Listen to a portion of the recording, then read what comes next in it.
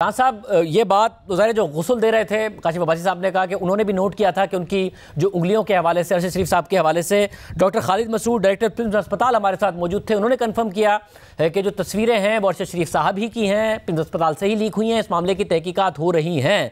अब जो टीम गई थी कीनिया से वो भी इन्वेस्टिगेशन करके आ गई है। आप किस नतीजे पर पहुंचे हैं? ये क्या हुआ है अरशद शरीफ साहब के साथ? जो ये बयानिया है कि जी ये मिस्टेकन आइडेंटिटी का केस है, ये बिल्कुल गलत है। ये चीज वहां से बिल्कुल साबित नहीं हुई और ये एक टारगेटेड मर्डर केस है।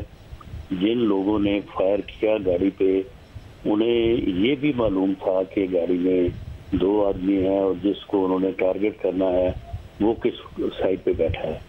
ये मैं बात उस एनालिसिस की बुनियाद पे कर रहा हूँ जिन्होंने गाड़ी का मुआयना किया, गाड़ी पे फायर किस तरह से लगे, किस साइड से लगे, और दूसरे जो पोस्टमार्टम रिपोर्ट में जो फायर जो है वो जो वहाँ पे पोस्टमार्टम हुआ वो भी, और जो जहाँ पे हुआ वो भी, उससे जो चीज़ है वो सामने आती है।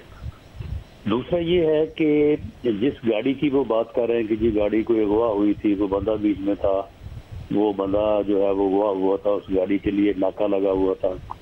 वो वाकया जो है वहाँ से कोई तकरीबन 100 मील दूर हुआ और अपोजिट डायरेक्शन में हुआ।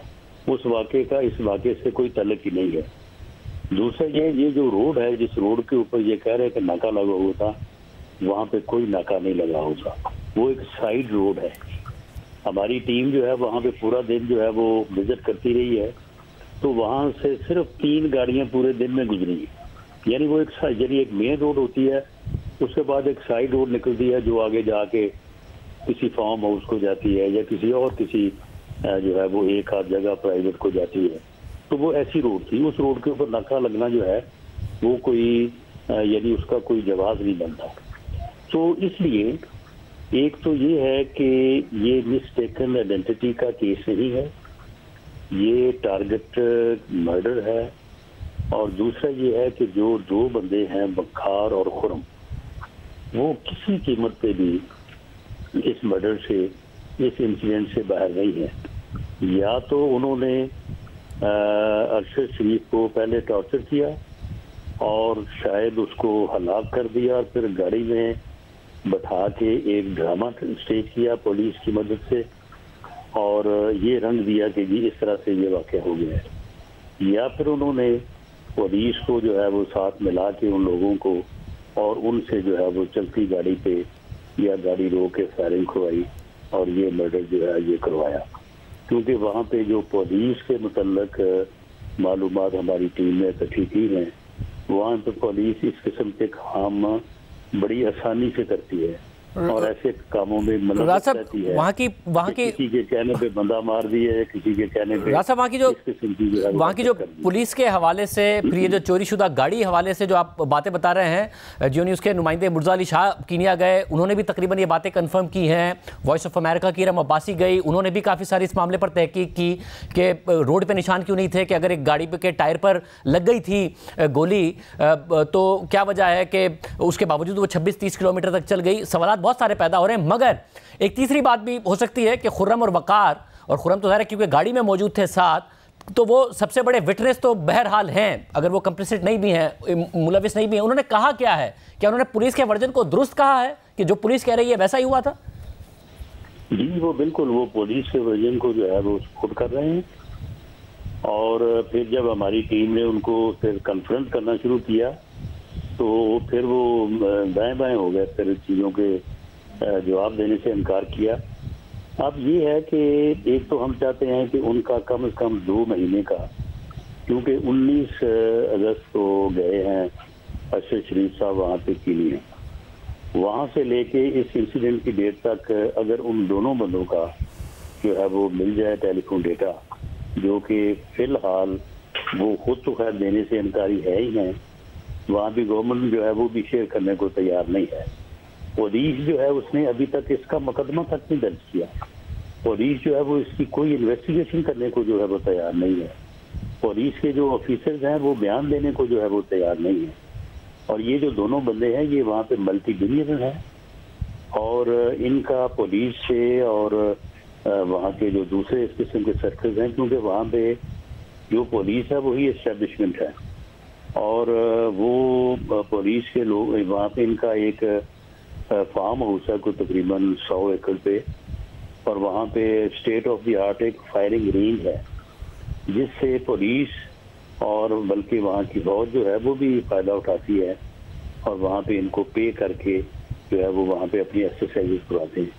यानी ये वेल कनेक्टेड लोग हैं। और वैसे मैं जरा हमने जब नुमाइंदों से बात की, मुर्जा अली शाह ने कंफर्म किया कि बहुत ताकतवर हैं ये लोग, ऐसा नहीं है कि कोई छोटे मोटे बिजनेसमैन हैं, काफ़ी बड़े बिजनेसमैन हैं, बिजनेस टाइकून हैं। और मगर मैं फिर मैं ये जानना चाह रहा हूँ कि अगर उन्होंने भी पुलिस के वर्जन को इंडोर्स कर दिया कि जो कीनिया की पुलिस कह रही है वही बात दुरुस्त है, तो जो कीनिया का में पोस्टमार्टम हुआ, क्योंकि जब हम डॉक्टर खालिद मसूद से बात कर रहे थे प्रिंस अस्पताल के, तो उन्होंने कहा कि कीनिया में जो पोस्टमार्टम हुआ उसकी रिपोर्ट हमारे पास नहीं है। हमारी जो टीम वहां गई थी, क्या वो भी इस नतीजे पर पहुंची है कि अरशद शरीफ साहब पर टॉर्चर किया गया था पहले? नहीं, देखें, यानी टॉर्चर की जो यहाँ पे पोस्टमार्टम हुआ है बड़ा डिटेल्ड, वहाँ पे जो कीनिया में हुआ है उसका वो शेयर तो नहीं कर रहा है, लेकिन थोड़ी बहुत उसकी मालूमात जो हासिल की गई हैं, तो उसमें ये है कि जिस तरह की इंजरीज हैं, अब मैं उसकी डिटेल में नहीं जाना चाहता, क्योंकि फिर उसकी फैमिली को भी और दूसरे सुनने वालों को भी इस बात की बड़ी तकलीफ है। तो वो इंजरी जो है वो ऐसी तो नहीं है कि वो विदाउट यानी टॉर्चर आ जाए, क्योंकि कुछ इंजरीज ऐसी होती हैं जो कि टॉर्चर में ही होती है, अदरवाइज जो है वो नहीं होती। लेकिन अगर उसकी कोई फ्रैक्चर वगैरह होती तो ये अंदाजा हो सकता था कि ठीक है, वो गाड़ी को झटका लगा या कोई वहाँ पे कोई फायर लगा तो उससे कोई फ्रैक्चर हो गया या कोई ऐसी बात। लेकिन उसके ऐसी इंजरीज हैं कि वो टॉर्चर के ही जुमरे में आती है। तो राजा साहब, ज़ाहिर वज़ीर आज़म ने चीफ जस्टिस को ख़त लिख दिया है कि फुल कोर्ट इस हवाले से तहकीकात कर ले। आप कह रहे हैं कि उनका कॉल डेटा तक नहीं मौसूल हो रहा है, ना वहाँ की पुलिस कोऑपरेट कर रही है, ना खुर्रम और वक़ार कोऑपरेट कर रहे हैं, और खुर्रम और वक़ार ये कह रहे हैं कि जो कीनिया की पुलिस कह रही है वही दुरुस्त वर्जन है, मगर अब टॉर्चर की बात सामने आ रही है। तो ये मामला आगे बढ़ेगा कैसे? ये कौन ताउन, अगर वहाँ की पुलिस भी नहीं ताउन कर रही, ये दोनों भी नहीं ताउन कर रहे, तो कैसे मामला आगे बढ़ेगा? नहीं जी, पहली बात तो ये है कि जो हमारी टीम गई थी बड़े ये एक्सपीरियंस ऑफिसर से, और ये काफ़ी कुछ वहाँ से लाए हैं, जो कि सारी चीज़ें मैं समझता हूँ कि उनको अगर अभी से ऑन एयर कर दिया जाएगा तो फिर वो इस केस की फर्दर जो प्रोग्रेस है उसको नुकसान पहुँचाएंगी। वो काफ़ी सारी चीज़ें जो है वो ले आए हैं वहाँ से, और इसमें ये 2-3 चीज़ें जिनका मैंने जिक्र किया है कि ये मिस्टेकन आइडेंटिटी का केस नहीं है, ये टारगेटेड मर्डर का केस है, और इसमें जो वकार और खुर्रम हैं उनकी और पुलिस की क्लेमेंट्स जो है वो बिल्कुल जो है वो बनती है। और उसमें लगता ये है कि इन दोनों भाइयों ने ये पुलिस जो है इन पुलिस के साथ साजबाज करके उसको पैसे वगैरह दे के तो ये इसको कवर करने के लिए जो है वो पुलिस का एक्शन करवाया है, और वहाँ पे पुलिस इस किस्म के एक्शन करती है। ये चीज़ें तो जो है वो अब साबित है। अब अगली बात ये है कि इन भाइयों का रास्ता किस किस के साथ था। तो अब अगर ये टेलीफोन डेटा, एक तो टेलीफोन डेटा है, कुछ चीज़ें और भी हैं जिनके मुतल्लिक अब इस टीम से मीटिंग के बाद मेरा ये ख्याल है कि प्राइम मिनिस्टर से दोबारा रिक्वेस्ट की जाए। प्राइम मिनिस्टर जो है वो कीनिया के प्रेसिडेंट को दोबारा रिक्वेस्ट करें पहले की तरह, और उनसे कहें कि जी हमें ये इन्वेस्टिगेशन भी करवा के दें, या उस इन्वेस्टिगेशन टीम में हमारी जो टीम है इसको भी साथ शामिल करें, और ये जो फैक्चुअल पोजीशन हैं, ये चीज़ें जो हैं, जैसा कि ये कॉल डेटा है, और दूसरा वो जो पुलिस के लोग हैं उनके मतलब कुछ बुनियादी मालूमात हैं, ये हमें जो है वो मुहैया की जाए। दूसरा ये है कि उस टीम को हम भेज रहे हैं दुबई, कि दुबई में 10 तारीख को गए हैं अरशद शरीफ साहब दुबई, और 9 दिन बाद ही उनको जो है वो कीनिया चढ़ा दिया गया है। तो वो क्या अमल थे कि उनको फौरी तौर पे कीनिया ही क्यों भेजा गया, और कीनिया से जो उनका मंगवाया गया है वो ये कह रहे हैं कि वो वहाँ पे ऑन अराइवल वीज़ा था। नहीं, ऑन अराइवल वहाँ पे वीज़ा नहीं था, उनका वीज़ा बाकायदा जो है वो स्पॉन्सर किया गया, वकार ने स्पॉन्सर किया।